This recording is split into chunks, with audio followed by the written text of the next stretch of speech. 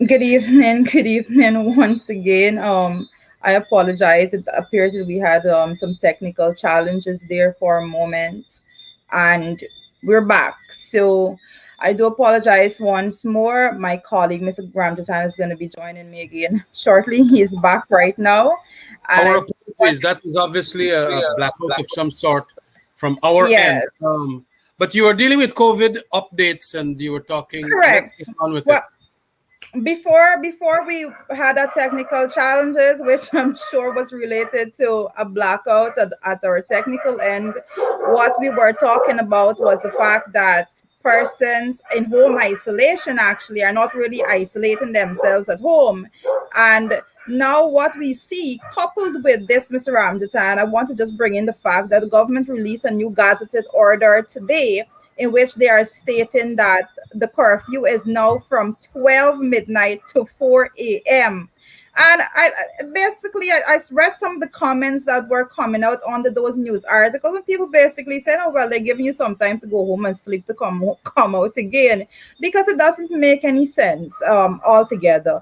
Putting a curfew from 12 midnight to 4 a.m. It basically does nothing. What we see the government doing here is what we've been saying all along. The government is just concerned about making sure that the private sector is okay, and the private sector is complaining that they're losing money and they need to be open for longer hours and so forth. And the government is saying basically, you know what, we're going to risk the lives of Guyanese people. We don't care if we have over 35,000 persons tested positive so far. We don't care about the ones in the ICU, and we definitely don't care about the ones that are in home isolation. We don't mind if we don't check in on them. We don't care if they go out. But what we're going to do is make sure that the private sector remains the money making body that they are, and we're going to do everything in our power. This is what the government is actually saying to Guyanese people. So now the private sector is going to be rejoicing that, you know what, persons are going to be open until 12 midnight. I don't think there's very few places that actually open way into the morning hours. But they're going to be very happy, and the persons like yourself, your children, your families are going to be exposed because we have no proper mechanism of doing any contact tracing for COVID, and hence you can't really protect yourself and family at this point with the rate of spread that may very well go on at this point. Did you get the statistics, Juretta, I in did, I relation to did. the deaths that happened recently? Because I didn't hear you on The that. number of deaths to date is 913. 913. 913 persons died thus far. Yeah. Well, I want to put in my piece here to say that there is a tremendous amount of individual responsibility that must be exercised. And government must also help in constraining people from behaving irresponsible, and to extend the free up time or to limit the curfew time is but an irresponsible action on the part of the government. We had it from, I think, 9:30 or 10:30 or about thereabouts to 4 in the morning. Now you restrict, you're lessening the amount of hours for curfew. Curfew is a necessary thing, especially in a lockdown in which 900, it gone over 900 mark already. And so it is very vital that the government has a hand as to what the people could be doing out in the late hours of the night, and, causing a further extension of the thing. Guyanese are generally hard ears when it comes to these curfew matters. And they got a set of them who feel that they're justified in violating curfews. I remember when I had put on the curfew in relation to drinking hours in bars and so on. These fellas felt that it was, a good thing to go break the curfew and so on. This, what we are talking about, is not only alcohol, it's a combination of alcohol with one of the deadliest disease known to mankind, this pandemic of COVID-19. And so it is a mixture that is very, very poisonous. And so you can get it from somebody that is there, that has it. Then you send it to your home. You go, you talk to your children the next morning. You sleep with your wife, this, that. More people will catch it. And that is why this thing is not being curbed as we thought it would. And it is important then that even if the government is responsible, as we know that they are, you people, you Barbicians out there, you those listeners and viewers out there, please listen up to us. We have had shows here by Dr. Sumar indicating that it is your duty to keep yourself alive. And alive mean here that you don't go walk about the place. You don't go walk about 12 o'clock night and then immediately after 4 in the morning and so on. It is disastrous. And what is going to make it worse is because of the fact that it's so contagious and infectious a disease that sometimes you get them, you don't know that you got them. And then you go and you give innocent people, young children, and all of that. So I am urging that everybody, of course, take the shots. I don't think we have passed 51% of people taking 2 of the shots yet.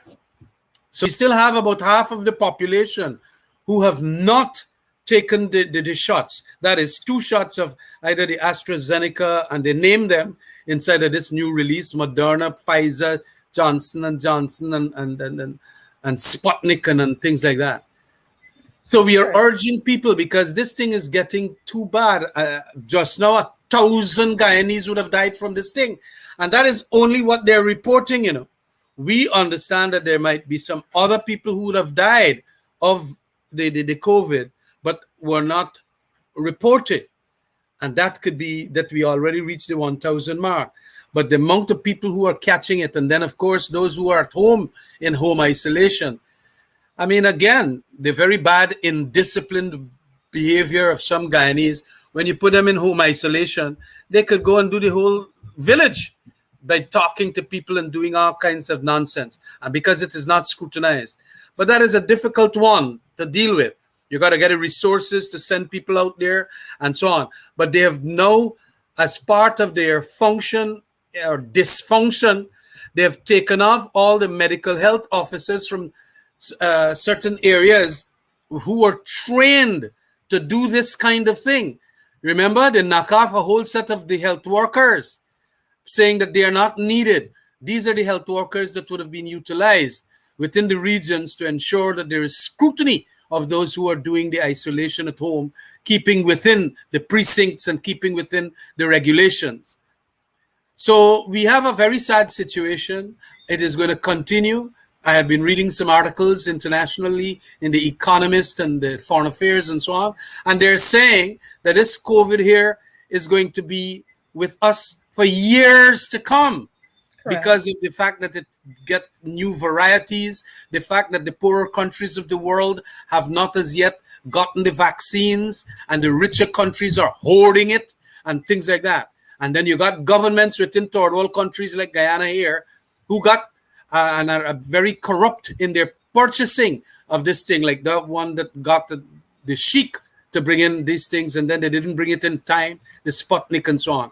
So all of these matters, if they go unaddressed, will mean a continuation of the COVID-19 via different varieties, and the corruption and the maladministration of what is to be done in relation to bringing it and curbing it and getting a decline going. So I am glad that politicians, will understand our position on this matter. That is correct. And as such, I would like to urge persons that although the gazetted order it's going to take effect from Monday the 1st, that new curfew from 12 midnight to 4 a.m. However, I'm urging persons that let's be responsible, like Mr. Ramjan is saying. Let us take care of ourselves, our family, and the community at large, a country altogether, by not going out and not being in all of those cluster spaces and all of those things. Let's continue to take the necessary precautions, continue to sanitize and wear your mask and everything that is necessary. Mr. Ramjatan, moving forward, I want to mention something, and I actually want you to comment a bit on how you ended your first budget presentation in Parliament, in this Parliament.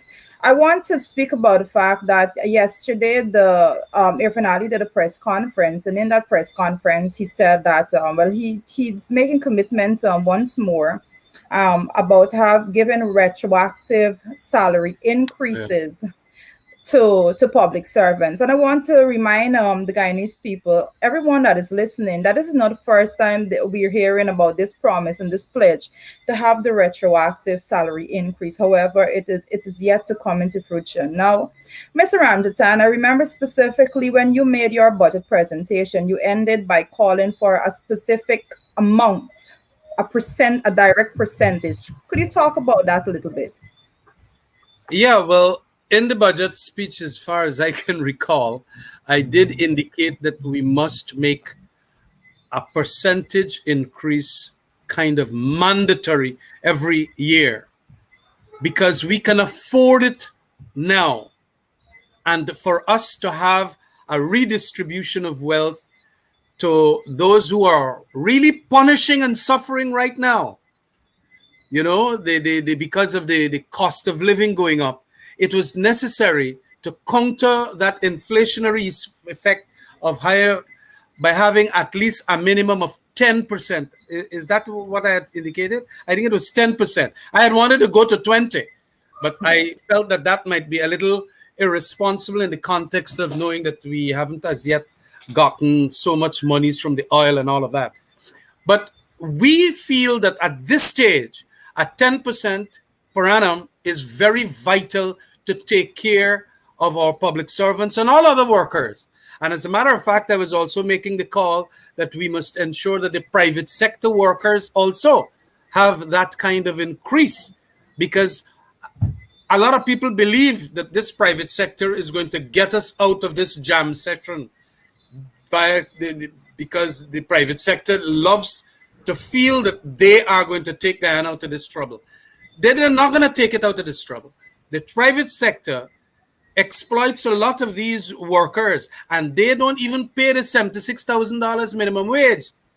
They pay far less. And that is why all the more private sector workers, people who are working for some businessmen, sales girl, the Rosal and New Amsterdam and all of them, I don't think they get $76,000 to take home and so on. They don't. They don't. They don't.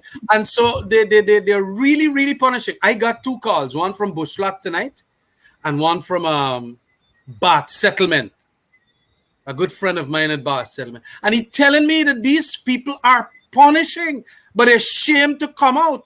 They don't know what to say about their own government. And so it is important that we apply that which we had spoken about since last year. 10% increase to public servants. You could even give other people, the sugar workers and so on, their increases too. They need it. However, they're doing all kinds of perverse incentives, selective incentives to people who already get their bonus, that is their severance payment. And they want to make them look good. They don't want them to come out in the streets and show their resentment, because the situation is getting very explosive there. A lot of PPP supporters are very vexed about the situation. And they now realize that a lot of the public servants who are literally the executive of their decision making, the people who execute on the decisions, like policemen, nurse, army people and so on, they got to pay them a salary that they could live on. When the policeman goes back home and doesn't get the money, you force him to do a number of other things to trade off so that he could buy the food from the food basket in the markets. So it is important now that we do this thing. But they have been promising. Last year, when we made the comment, they said they're going to do it. Now we hear another promise that they're going to do it later this year. Well, we are urging that they not only do the 10% for this year, but they do a retroactive one for the year 2020, in keeping with what we had done over the past couple of years from 2015 to 2020, right down to 2020. So it is important then that this administration that cares about the working class, but that is only top. They're only talking about working class. Everything now is business associates of theirs that they're looking after. all these business people and even businessmen coming in from other countries in the Caribbean, they're concerned more about them than the actual regulation of wages and salaries and working conditions and the safety and occupational hazards that they would normally work. To do away with all of those, they don't care. And that is what we are having. And so it is important then that the Barbicians understand that these promises must be implemented. And we thought that it's going to happen immediately as soon as Parliament, I think the 10th of October was the date Parliament was supposed to reconvene. But I'm Yes. down to Dubai. And we see now that the parliamentary speaker and the clerk and so on are attending Dubai too, United Arab Emirates.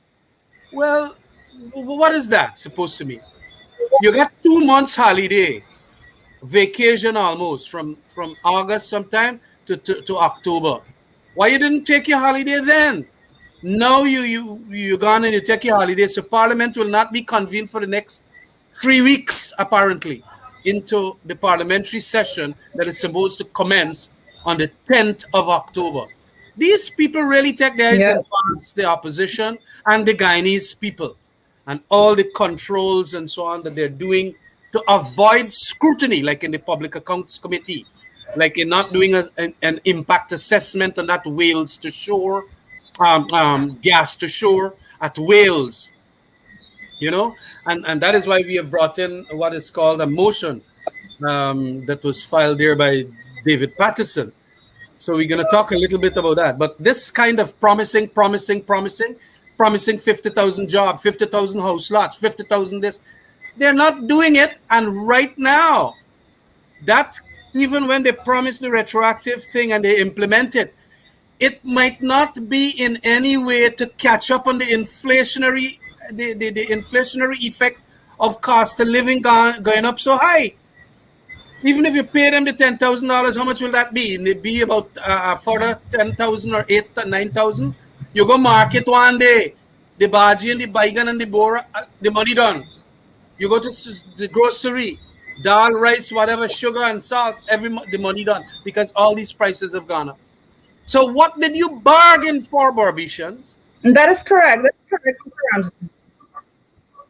Go ahead, Doretta. I think that's the most important numbers that persons need to be looking at when the government is actually giving this this retroactive salary increase, which we're going to hold them to it. Well, they didn't give any for last year, and I believe that that's a very, very important point that you just raised there, Mr. Ramjitan. And the government cannot just come at the end of 2021 to give a retroactive increase to public servants just for 2021, knowing full well that they gave absolutely no increase back in 2020. 2020 needs to be covered as well in any increase that the government is bringing and actually pledging to the people of this country, the hardworking public servants. And what we need to remember is the fact that we the half year report and actually the Bureau Statistics give that their numbers up to July of 2021, from January to July of 2021, the inflation rate for food items was 14%. So the government can't come with any little pittance of an increase for persons and pledging when the actual price of food increased by 14% from January to July of 2021. So these are very, very important numbers that we need to be looking at. And of course, we need to be holding them responsible for these excessive inflationary prices. We need to hold them responsible for the fact that they are yet to give public servants that increase when they are going ahead and making all necessary accommodations so that the private sector is cushioned and the private sector remains okay. As we just mentioned, they're making sure that private sector persons could open until midnight right now because they've extended that curfew time. So every single policy decision that they're making is just to make sure that private sector is good and the public servants are yet to receive any meaningful, tangible benefit from this current administration. These are things that we need to continue to bring to the public light, because a lot of times, the supporters of the PPP, everybody have their political party that they support, but a lot of times the supporters of the PPP,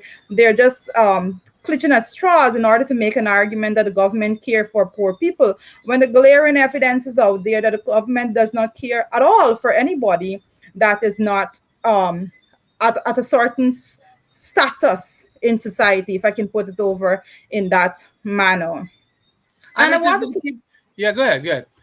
now, I was just about to say, and I want us to talk about the rate of borrowings thus far that this government has been undertaking. Again, if you go back to that mid-year report, I believe it was Fabric News that actually ran with an article that was highlighting the fact that for the first half year period of 2020 as against 2021, in 2021 this year, the government of Guyana has borrowed 10 times more than it did at the first half of 2020. These are the things that we've been saying all along. You know, a lot of times we come on and we talk about these things, and persons just probably some supporters of the PPP just want to believe, and they want to push the narrative that, oh, they're just saying that, they're just saying that. We have the institutions coming out, these reports are coming out to justify and to back up what we've been saying all along. Mr. Ramjatan, you will be able to speak a little bit more on the fact that the PPP went into the National Assembly way back in 2020 when they just went into government. And one of the first things that they were interested in doing, one of the first things that they did rather, was to pass the increase actually of the internal and the external debt ceilings. Those are the motion that they brought to the floor. Those are the things that they were interested in off the bat. They did not waste time for that. They came in and they just put it on the agenda and they went ahead with, and we had a vigorous debate on this matter. I know you spoke on the matter extensively, and you spoke about the fact that Cheddi Jagan, and you knew that you came from the PP, and Cheddi Jagan was not a man of that belief that you must be borrowing and borrowing and borrowing and just racking up debt, because at the end of the day, we are left to pay those debt. Our children will be left to pay some of them, and some of them are so extensive that our grandchildren will be left with those debt to bear. That is so true, Jaretta. And it is a lesson that I have always learned from the grand old master, Cheddi Jagan, who had a degree in economics and a genuine one from an American university. So he knew his economics. Cheddi used to teach us, got a blackboard, and just tell us about deficit financing. I remember at Akabek College and so on, the fella come in and saying that I want you youngsters to understand these things and these concepts, because even if you can't go to university, even if you can't get all the degrees and so on, you will appreciate how government should be run. And he used to be very critical those days in the 80s and so on when I was there. The important thing here is that the best budget is the balanced budget. Balanced budget means the one in which your income is almost the exact as to what you will now spend. It's just like a housewife. That may be bringing it clearer to the ordinary Barbicians here. If you work in for $50,000 a month, you can go and make arrangements to buy things that is worth $100,000, because at the end of the month, you're going to get a deficit of $50,000. And if every month you do that, at the end of the year, you get a big deficit. And sometimes people now start wanting now back their monies that you owe them. They take away your house, they take away your car, they take away your bicycle, they take away your mattress and everything. So you must learn, as good economists say, ensure that what your income that comes into your household is that which you spend. That is what is called balanced budgeting. Now, we were trying as best as possible to bring back balanced budgets to Guyana via the very good policies of Winston Jordan. And he had literally brought it back. Our deficit per budget for the 2019 was extraordinarily small. But the very first budget, and now the second one, the deficit is $100 billion. So when they said that they're going to spend so much money, they didn't really got an income to allow them to spend that money. They're just literally going to the the bank and borrowing. And they did that via the very first piece of legislation they passed when they jacked up the ceiling level as to how much a government must borrow. And it was from, I think, 200 billion to 600 billion. And the other one was 150 to 400 Correct. billion, internal and external borrowing. Imagine that, from 250 to 600 billion, and from 150 to 400 billion, internal and external respectively. What nonsense is that? And when we talk about these things, I went to Borby's attack. Man, I'm going to get more money for spend. It's not money you're going to get for spend. It's a lot more money that the government going to thief. And they're going to get better Pradoville 4 and 5 coming on stream soon. You better believe it. And they're going to do all manner of things to get corrupt, because that is what they were. And Borbicians, you are feeling the pinch now. I understand people in Albion, people in Skeldon. It's a hell of a thing. Even the fish price gone up. Then I went up there. My sister wanted, that I had to carry to the airport. She wanted some shrimp. So I'm shrimp over the scarlet. They fry it up and it'll be real nice, and vegetables and so on. $23,000 per bucket now. $23,000 Wow. people can't eat. You know, that is a form of protein that ordinary poor people and so on just eat in quarantine there. Then I got that now. You really got to dish out money, and they don't have money to dish out to go and pay the people that catch the shrimps and so on. Fish, too, is very, very expensive. I mean, what's the one that is very dear? Gilbaka. Almost $1,000, $1,100 Yes. a pound. Snapper, $600-$700 a pound. What it is, and these are fishes that the people bring it at the cocos.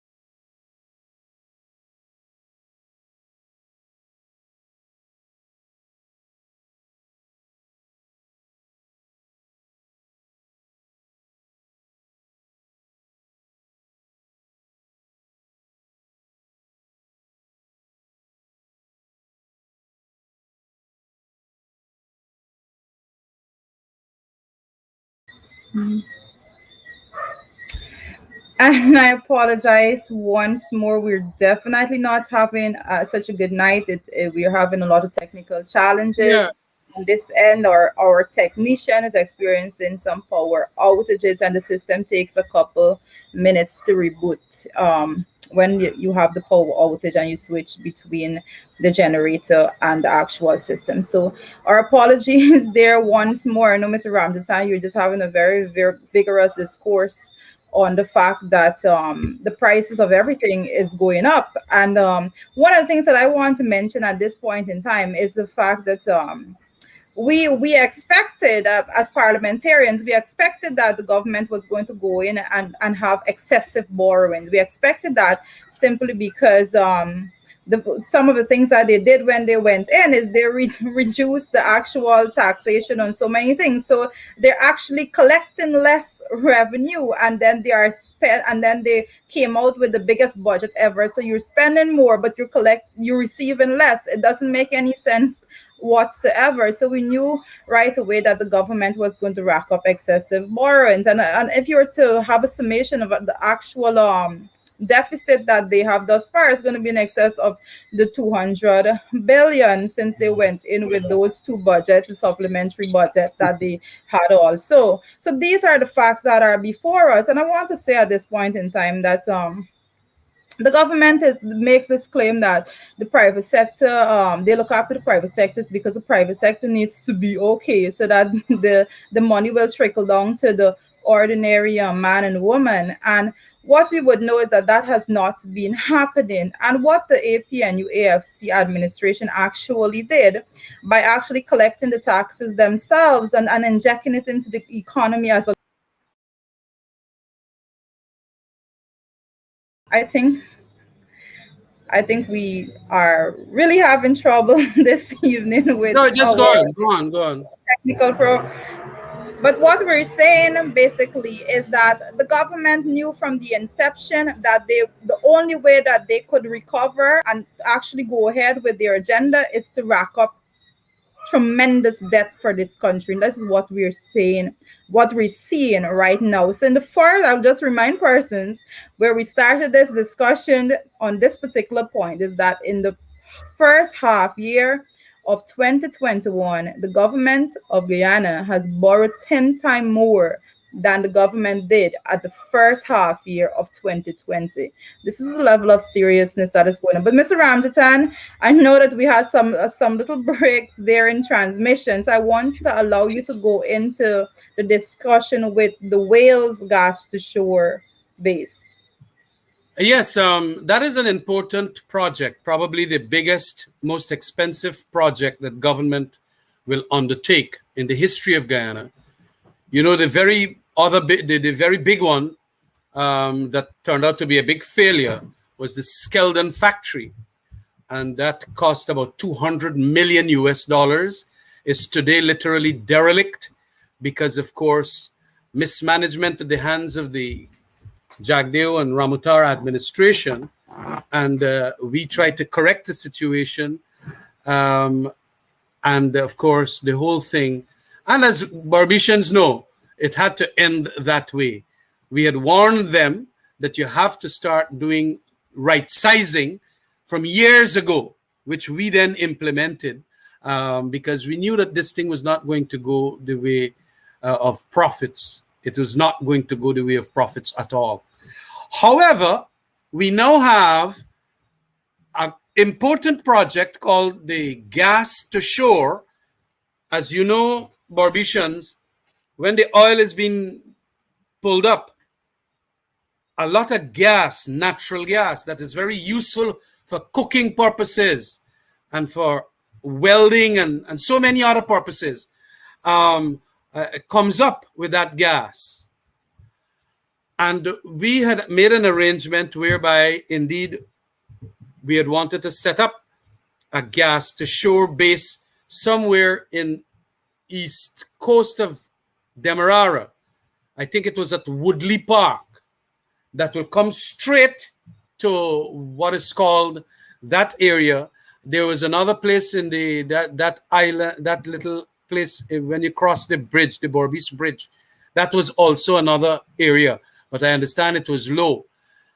What we have here now is a continuation of the process to have the gas to shore, but a PPP wants to shift it away from where we had been recommended that it should be placed. And that recommendation came from a number of experts who felt that that will be the shortest pipeline. It's going to be about 100 miles or 100 kilometers, whatever it is, from where the Liza 1 and Liza 2 is, straight down to the coast of Guyana here.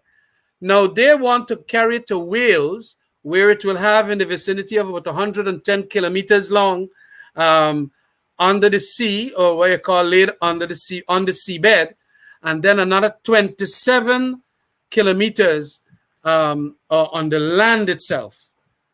And it is going across a river that is known for it being the busiest river in Guyana. Marine traffic, that is. All them big 40-foot container boat, just come get there. A lot of the rice that takes off, sugar and so on, comes off from Demerara River. Big ships that comes in for other things and so on, enter Guyana River, the Demerara River in Guyana. And they want to bring this pipeline in there. And we have had tremendous difficulties accepting this.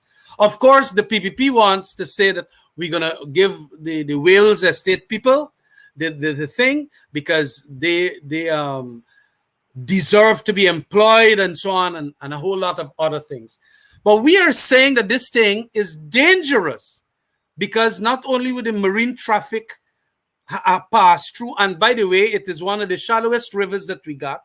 Even if you put the pipeline there, like it has happened with the cable running across from the GPL cable, so many times that cable bust up because some boat bottom catch them, and the thing cause so much of blackouts all the time.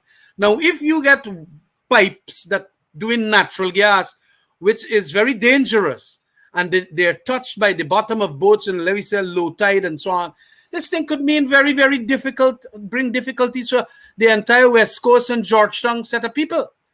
It could affect marine life and all of that. And they are not doing what is called an environmental impact assessment that, is going to take into consideration what got to be done here. And so we are asking that the government, via this motion in Parliament, that this government, knowing that there are so many difficulties as regards safety and environmental risks and the worsening of the marine traffic congestion there, that we should spend Guyana's dollars. By the way, this thing is going to cost $900 million US dollars. So it will be $700 million US dollars more than the Skeldon factory. And that is a huge amount of money. Now, when you're spending so much a big set of money, you got to do proper environmental impact assessment. You got to assure also that the new dangers with marine traffic and in a low kind of an arrangement where so much boat and so on a pass, where the path of the pipeline will be laid, you got to ensure that you do comprehensive studies as to how deep on the seabed and so on these things must be placed. And that has not been done. So we are calling that an independent, internationally recognized set of consultants do the scope of studies, and they should investigate our geological and environmental and safety risks and so on in relation to this gas to shore project, and analyze the available technology that will be ensuring that there is tremendous integrity of these pipes. They got pipes and they got pipes. We want the highest quality of pipes so that when that gas will be running through for 112 kilometers and the other 27 on land, you're not going to get any big explosion. Explosions have been known to occur and they've killed innocent people. And also an analysis of the economic, social, and environmental alternatives. We are even talking about alternatives that could create an energy mix rather than just have this big shore to base thing, gas to shore base thing. So it is in that context then a lot more research will have to be put into it by us when we make our speeches. We thought that we are going to get this thing done within the first 3 weeks of Parliament, but them fellas going across to Dubai, so we're gonna got to wait on them. And I hope that they enjoy their holidays there. But all these things are important that we then get done if it's now going to be November month, so that to the extent then we want the Guyanese people to understand all the dangers, and then getting experts to tell us the scope of this danger, the extent of it, and then what we should do to ensure that when you're building this thing, now that you're building it at Wales, because the government got their own hard-isness about them. They want to build them a Wales. Well, all right, they're going to go and build it at Wales. But then as I mentioned, the other dangers and so on, all must be known and understood, so that when the people, the contractor or the developer, whosoever is now going to build it, they're going to make sure that it is not dangerous and we have another big explosion happening and things like that. So we are saying that it be put on hold until all these studies have been done by the experts. And in a big project like that, spending a couple million US dollars, $2-3 million US dollars, to do what is called a feasibility study, to do the environmental impact and all of that, is necessary. It is the modern day way of doing big projects like this.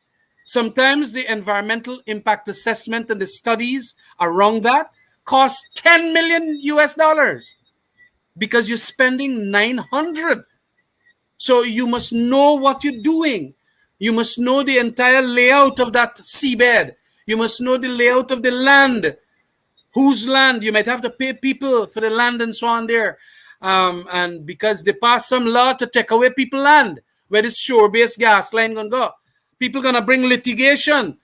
I've warned already that litigation will obviously be brought at the appropriate time when they start want to lay people on people's land, when they get transport and lease, long lease and so on. So all of these things got to be sorted out. And we are asking then that Barbicians understand why we, and at an international level, we also sign on to international agreements like the Paris Agreement, that we will be in compliance with those arrangements. I do not feel that the lack of the environmental impact assessment here will be in tune with our Paris agreement and so on. So it is important then that we bring this to the attention of viewers and listeners out there who are watching us, that this is what we intend to bring.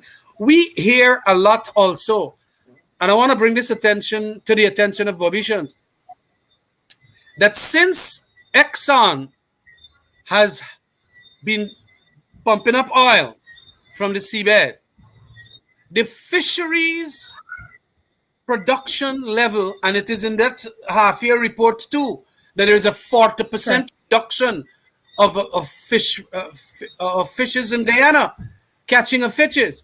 And the fishes here are in and around that area in which ExxonMobil, I understand, pours that contaminated water that comes out from the well.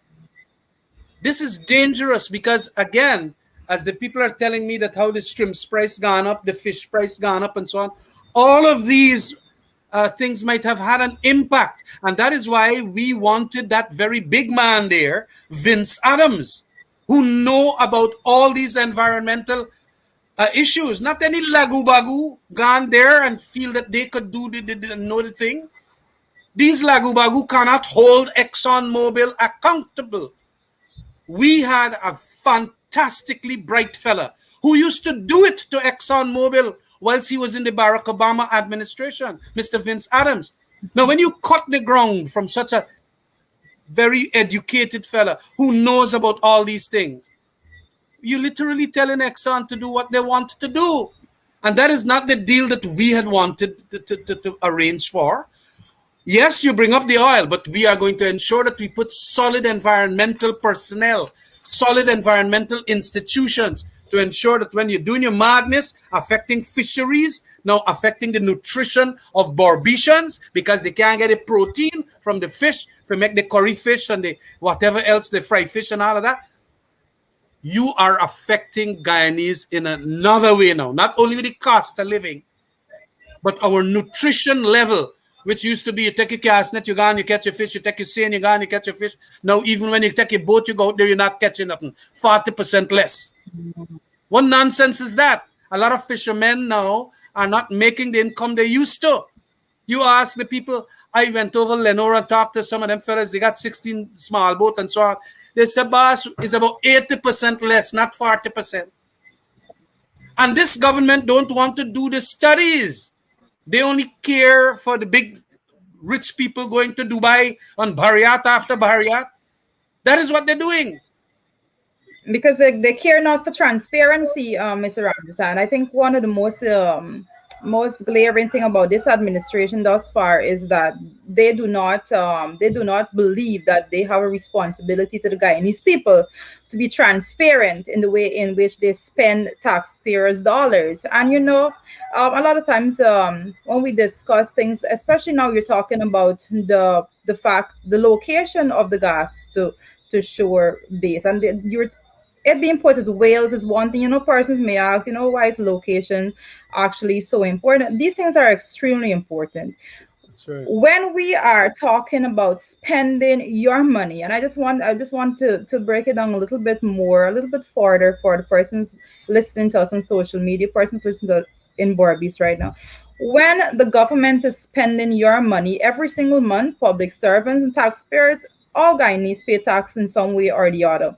When the government is spending your money, they have a responsibility to spend it in a proper manner. They have a responsibility to make sure that they get the most out of that. When the government go out and they make decisions without doing these very necessary studies, without doing these feasibility studies, these environmental impact assessment, and so many other studies, when they go out and they make decisions minus these studies, they end up wasting the money that they deduct from you in taxes every single month. And this is what persons need to understand.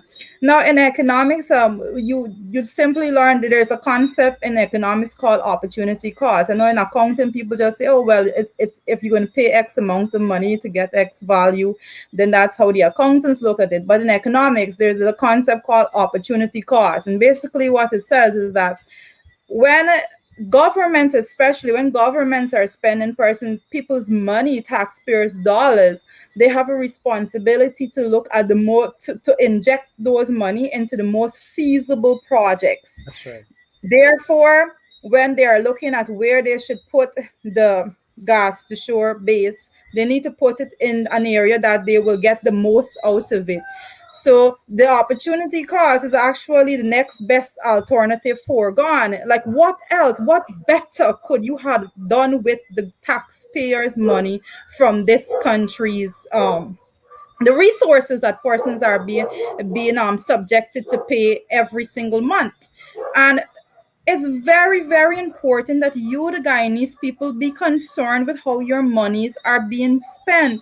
It is not okay for a government to just deduct taxes from you all the time and then to take your money and recklessly go and push it into projects that they haven't done feasibility studies for, that they haven't done environmental impact assessment for. Because the people of Wales probably think, this is a good thing. It's going to bring a lot of economic activity to it. But then an environmental impact assessment may show those persons that they'll be at risk, their health may be at risk, and so forth. So these are the reasons why we're asking for these studies. It's not just you just want to stifle anything or any such matter, but we need to make sure that the government is taking all these things into consideration. And no one out there can say that the government is, because the PPP have a way of not being transparent with anything that they're doing whatsoever. So the PPP goes out and they do things, and they come to the Guyanese people and say, oh, we took all the necessary precautions. No, that is not the way in which you do it.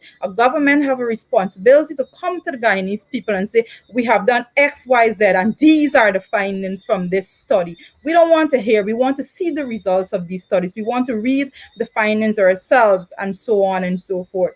Mr. Ramcharan, I know we are just about at program time, so I'll just invite you to give your final Yes. statements and whatever else you need to say on this matter. Well, I didn't want to leave the Barbicians without stating that although on the last occasion we talked about how the government has an obligation because it was taxpayers' money they used to do the flood relief and the COVID relief, that they ought to make sure that they digitize all the names, addresses, and you can even put telephone number, whether it's cell or landline, as to who collected what sums of money.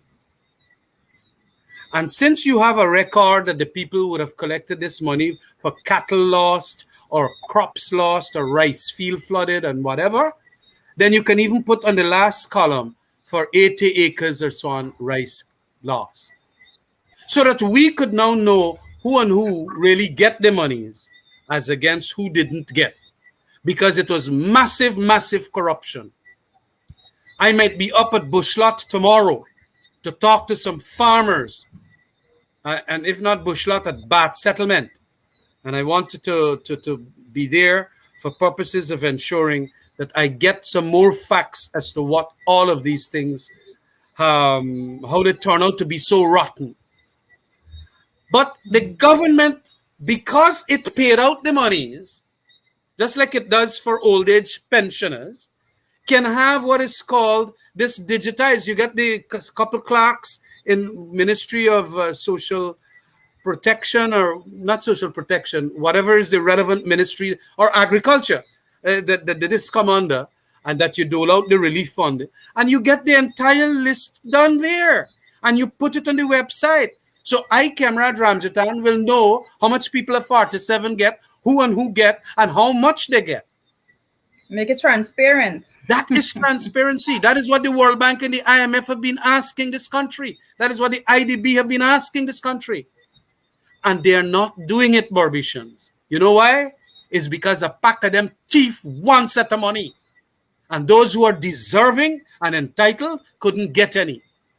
And this is what y'all vote for. We realize that when I started this AFC, I started it on an anti-corruption crusade.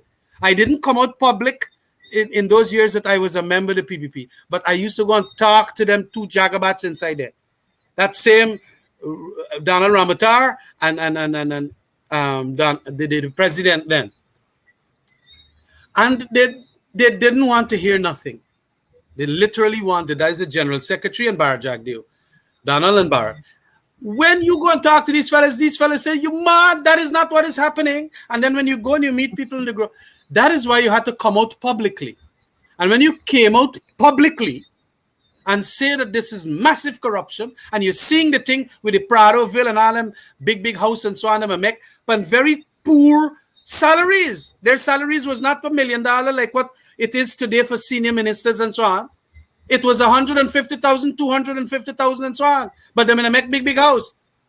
Buy big house from the estate and so on, like in Lenora and so.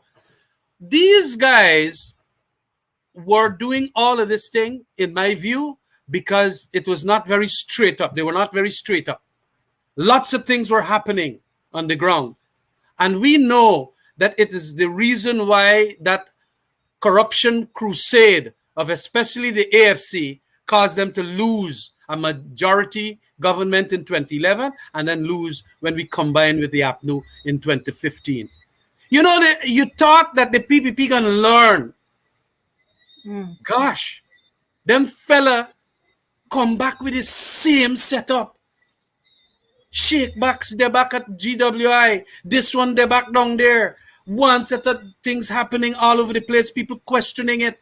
And people are saying that, you know, if you didn't do anything wrong, gosh, man, write it out just like the paper the people had to sign up on, type it out quickly, and put it on the website, we, with the taxpayers now, whose money was spent, will scrutinize it to find out. They don't want to do that. You know why? Rule of thumb, when you don't want to be transparent and accountable, it is because they got lots of runnings underneath. And that is why Well, I want that's to I leave. think that's a good note for us to end tonight's program on. The lack of transparency of the PVP. It's glaring, and these are the facts. I mean, persons can try to defend it the best they could, but the fact will remain that the PVP is not a transparent group of persons. They have been running the government with lack of transparency from their very first day back in office. This is the way in which they conducted themselves prior to 2015, and they went straight back into office in 2020 with the same behavior. So we don't expect to see that change at all, and we just encourage persons to continue to be very, very careful with what they say to you. Question them a little bit more. When these government ministers come and you get an opportunity to have discourse with them, and so ask about the lack of transparency. And you're the citizens of this country, and you are the persons that are responsible for the government of the day. So I encourage everyone to continue to join us every Saturday at 8 p.m. to 9 p.m. It's always great to be here with you. Thank you for being with us once more. Have a good night and enjoy your Sunday tomorrow. Thank you very much, Barbicians.